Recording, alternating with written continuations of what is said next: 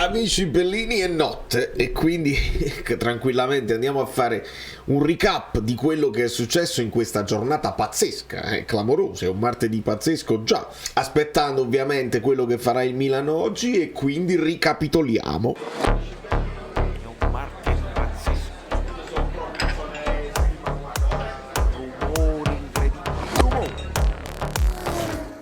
Amici bellini, come state? Amici capolisti, amici in fuga, che fuga. Ricordate, si usava sempre questa cosa, è fuga, non si usa col Napoli, non si è mai detto, è fuga del Napoli, non me la ricordo come titolo. Ciro Dauria, benvenuto sul canale, benvenuti tutti i nuovi iscritti, lasciate molti like. Devo fare dei ringraziamenti prima di andare nel video, nel contenuto del video, perché i ringraziamenti sono prima di tutto a un amico che, incuriosito dal QR code che era uscito nel video precedente, mi ha supportato, l'ho pure aggiornato un pochino, guardate com'è bellino, ho fatto tutto azzurro, è proprio bello. Però i ringraziamenti vanno a tutta la community. Ho detto il nome dell'amico Qbit, credo da Singapore, così mi sei, grazie infinite a tutti e a tutti quelli che hanno visto il video lunghissimo di ieri, ce lo siamo goduto, io sto leggendo ancora tutti i commenti, sono tantissimi, record di like, che bellezza, e vedete che poi i like sono propedeutici perché succedono anche cose imponderabili. Andiamo a vedere un pochino, ho aggiornato un po' i nostri, vedete, i pizzini, i 90 punti, le proiezioni e le possibilità, perché ci interessa moltissimo, questa è l'unica matematica che è divertente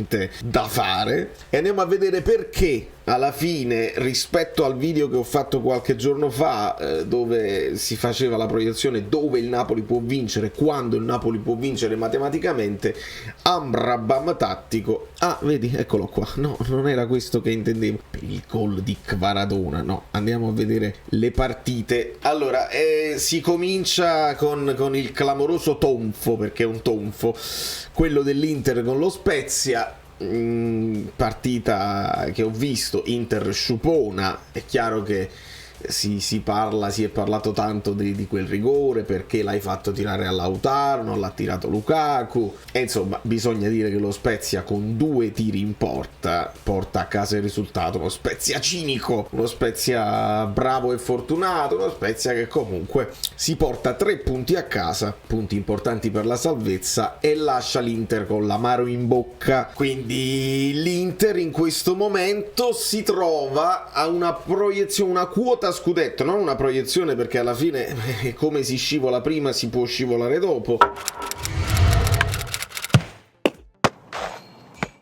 Facciamo sempre questo discorso per assurdo: se l'Inter da adesso in poi diventa una squadra formidabile, mancano 12 partite, l'Inter decide di vincerle tutte, poi ci sono pure gli scontri diretti, quindi se questo discorso vale per l'Inter non può già valere più per la Juventus, perché si devono affrontare tra pochissimo.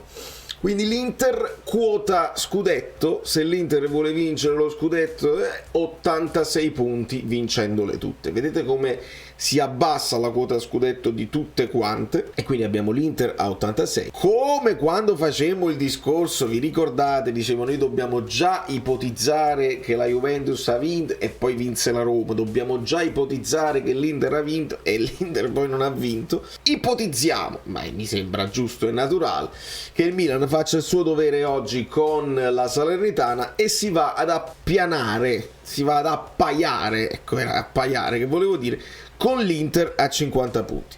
Quindi queste due squadre con i 50 punti e con i 36 punti a disposizione possono arrivare a 86. Ora dobbiamo aprire una parentesi, poi parleremo di tutte le altre partite che sono successe. Consideriamo la Juve seconda o la consideriamo dietro al Torino? Come mettiamoci d'accordo, perché qualcuno continua a dire siamo secondi e quindi in pompa magna stanno celebrando un grande campionato. Altri invece, cioè tutto il resto delle classifiche ufficiali, li portano dietro perché i punti di penalizzazione restano. Dobbiamo aspettare delle notizie dalla carta segreta, ci fanno sapere i giornali che il nome proprio della Juventus non è proprio citato e che quindi non sposta nulla a livello tecnico.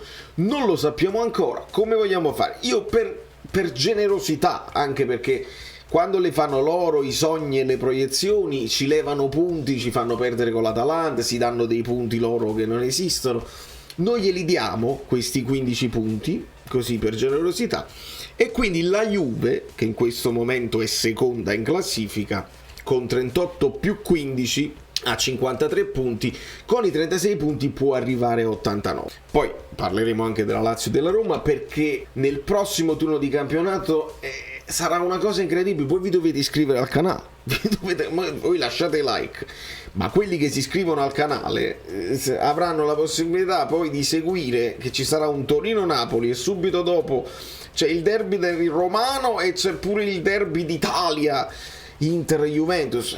Non possiamo perdercelo, e quindi saremo live, ce la sentiremo live. Insomma, l'Inter capitola ed era martedì ed era martedì, venerdì. Dopodiché, mentre noi eravamo tutti contenti che il Napoli batteva l'Atalanta in maniera netta, decisa, precisa, puntuale, con personalità, con tecnica, con coraggio, che bella narrativa, che meraviglia assoluta. Mentre noi eravamo live, si consumava il pareggio della Lazio con il Bologna. Si è parlato di Lazio spuntata, ovviamente non ho visto la partita, quindi è difficile per me descrivervela, però quello che vuol dire è che la Lazio non riesce a superare l'Inter in classifica e si porta a 49.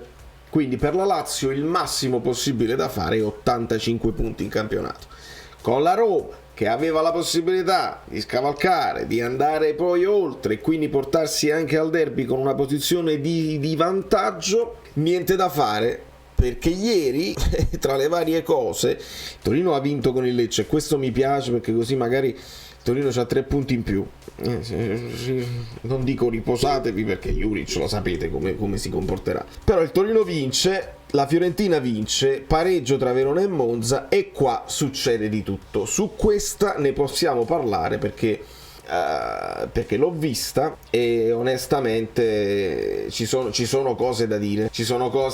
Prima di tutto, fase difensiva rivedibile da parte di tutte e due le squadre, si lasciano molti spazi. È stata una partita divertente per un tifoso neutrale che non si preoccupa del risultato, e i primi 3 gol che vediamo sono anche sporchi. Laurienté la prende schiacciandolo a terra per 2 volte, si porta nel doppio vantaggio. Il gol di Zaleschi è quasi un gollonzo, perché sì, ha intenzione di schiacciarla sul campo, però poi prende una palombella imprendibile, prende una traiettoria imprendibile per Consigli, e quindi la Roma si rifà sotto. Dopodiché succede il fatto di Kumbulla, che si può paragonare al fatto di Mario Rui, che si può quasi paragonare al fatto di Ken contro Mancini. Perché? Perché è il momento delle reazioni, falletti, simulazioni.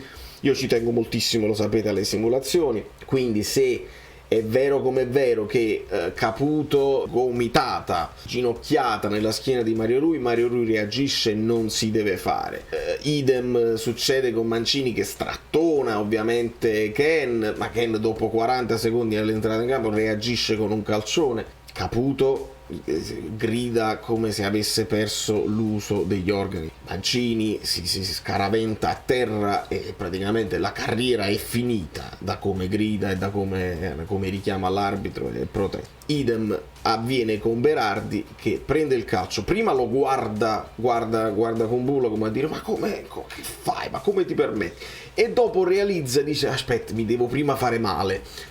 Che male assoluto. Kumbulla giustamente viene espulso e quindi c'è il rigore di Berardi, che si risente subito meglio, per fortuna per fortuna sua, e passa quindi sul 3-1 il Sassuolo. Entra Dybala e fa un gol bellissimo, bisogna dirlo, perché il gesto tecnico si deve apprezzare, no matter what your color is, qualunque sia il tifo quando vedi un gol alla Mertens, si può dire un gol alla Mertens di Dybala, bellissimo. Dopodiché un bellissimo gol lo fa anche Pinamonti, quindi i primi 3 gol così e così.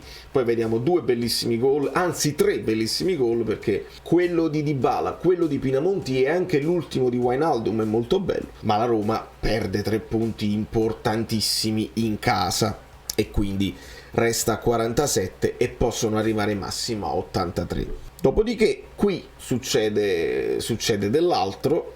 Succede che una squadra che va in vantaggio con due calci piazzati, 2 colpi di testa imperiosi, sembra andare a vele spiegate verso una vittoria facile allo Stadium, e su Paramount Plus si sorprendevano anche: ma com'è che questo stadio non cantano, è così silente, uno stadio muto? Ma è strano. È così perché evidentemente la partita non aveva appeal per chi era andato allo stadio, alla Juventus Stadium. La Sampdoria, che segna 11 gol fino a questa partita in totale in campionato, riesce a segnarne 2 alla Juventus in pochissimi secondi, praticamente in 2 cose. E dobbiamo sottolineare Mister Zanoli, che su quella fascia ha dato filo da torcere a Kostic, dribbling, cross, assist, anche l'assist vincente, personalità, lo guarda, lo sfida, lo punta, e Zanoli sta facendo veramente un'ottima esperienza con Stankovic alla Sampdoria, e chissà che l'anno prossimo, non lo so com'è la situazione Beresischi, ma a questo punto, con questa esperienza che sta facendo, io mi fido più di Zanoli che di Beresischi. Ma questo è un discorso che dobbiamo lasciare a Spalletti e a Giuntoli. Scusate, io poi non prendo fiato. Bevi, mi dicevano i miei moderatori, e io devo bere. Alla salute. Dopodiché la Juventus su questo 2-2 si riversa, cerca di ricreare, comunque stanno creando, sta crescendo la Juventus a livello di gioco, bisogna dirlo. Quello che gli manca forse è l'apporto proprio di Vlahovic, che lo vedo molto molto nervoso, non gli riescono cose facili, non riesce a stoppare il pallone, e anche quando ci riesce è anche un po' sfortunato. Dopodiché è impossibile non parlare del fallo di mano di Rabiot, perché sul rigore di Quadrato lo conosciamo e lo conoscono gli arbitri. Se soffi, Quadrato cade e grida: aia, che dolore, la mia carriera è finita. Il tocco c'è e quindi non si può dire niente, che poi lui lasciamolo perdere, perché il discorso sulle simulazioni è ampio e vale per tutti i giocatori. Però il fallo di mano di Rabiot ci arriva una sola immagine, non abbiamo 50 telecamere, chissà come mai. Però ci fa sapere poi Cesari in post che c'erano tipo 7 immagini, io non ho potuto vederle. Dal primo replay che ci fanno vedere non mi è chiaro, perché lo vediamo, c'è la prospettiva, sembra che tocca il braccio, però non lo sai, potrebbe stare qui il pallone, il braccio dietro, e non lo puoi sapere. Però c'è un altro indizio, che Rabiot invece di esultare fa così, dice non l'ho toccata, e sembra proprio il gesto di uno che ha la colpevolezza, che sa di averla toccata con la mano e quindi non riesce nemmeno ad esultare, si aspetta il fischio e l'intervento del VAR.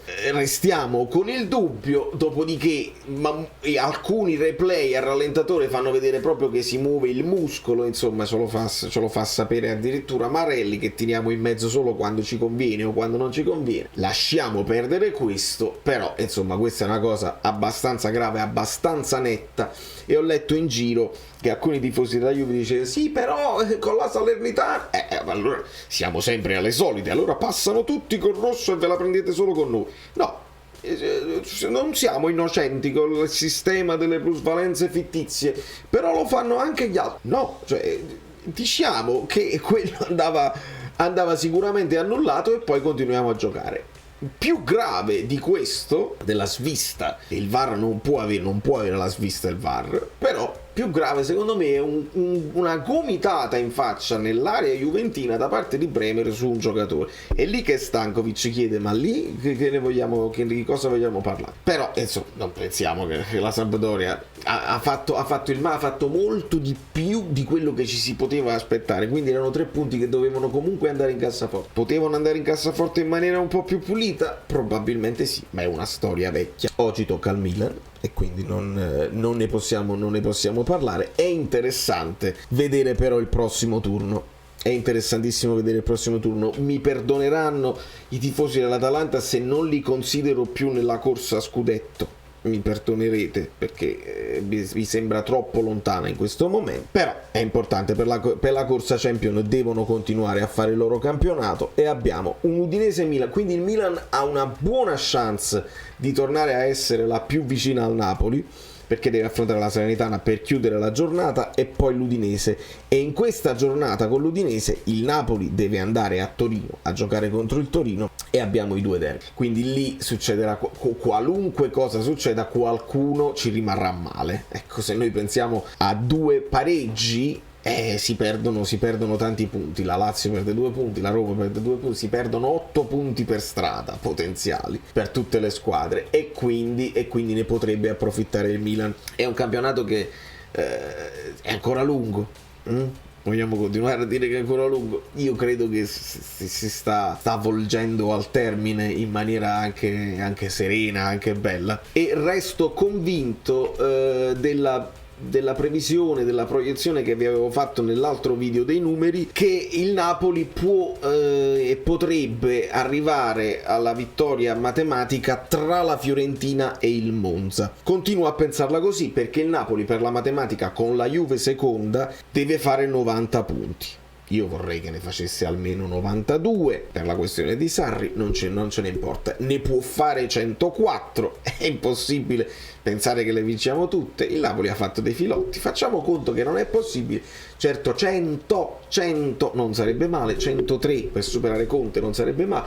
Se voglio, tutti possono trovare poi delle motivazioni anche personali. Io voglio superare questo record, io voglio entrare nella storia, io voglio fare tot gol, tot assist, io voglio avere più clean sheet. Insomma, amici gollini, godiamocela, ognuno può scegliere gli obiettivi principali. Noi adesso dobbiamo pensare assolutamente alla Champions e spero che domani ci sarà conferenza. Quando ci sono troppe partite ravvicinate il Napoli se la svigna e non fanno conferenza, ma dobbiamo parlarne perché poi ci sono tutte le polemiche, i tifosi tedeschi, la prefettura, il governo italiano, insomma ci saranno polemiche assolutamente. Insisto per chiudere il discorso sempre tra Fiorentina e Monza, perché il Napoli deve fare come si fanno 90 punti, ne deve fare 22, come si fanno 22 punti, 7 vittorie e un pareggio, e poi dopo fare anche 4 sconfitte. Chiaro che quelle 4 sconfitte te le puoi anche gestire con serenità e sono dei bonus che ti puoi giocare. Questi 22 punti: